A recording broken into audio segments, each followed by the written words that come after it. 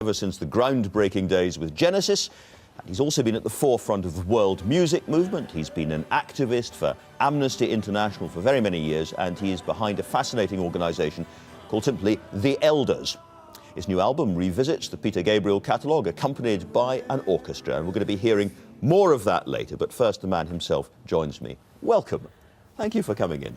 You're welcome. Can I just start by asking, it's a slightly, perhaps a strange place to start, but about The Elders, because I've been fascinated by this. This is an organisation of extremely experienced world statespeople, is it?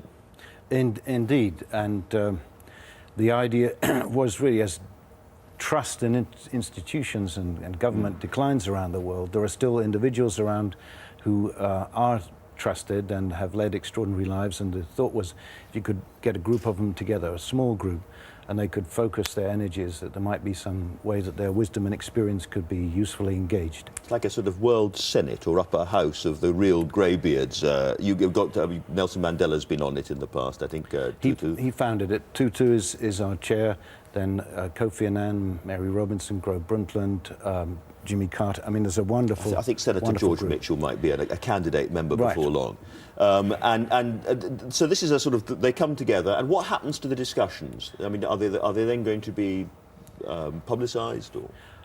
Well, some of their activities are sort of kept fairly quiet for obvious reasons, but they choose various places in the world where they think they may make an incremental, perhaps, but a difference to what's going on there. And I think the whole concept of sort of people power, which we're beginning to see in the Arab awakening, we're beginning to see with the internet, social networks, mobile phones, that they would have a role to play in that. Because you were really, I suppose, with George Harrison, the concert for Bangladesh, but you were one of the first rock stars to get involved in political argument, and with Amnesty in particular in your case, and made the world safe for Bono.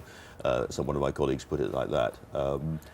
Well, I mean, I sort of fell into it really, and wrote a song about Stephen Biko, who was in South Africa, and that was my calling card. I then got invited to lots of other things, but I think for many of the musicians that were involved, particularly in an Amnesty tour that went around the world called Human Rights Now, it was life-changing stuff, and you started meeting people for whom it was a real and everyday story. The song you're going to sing at the end of the show is a political song.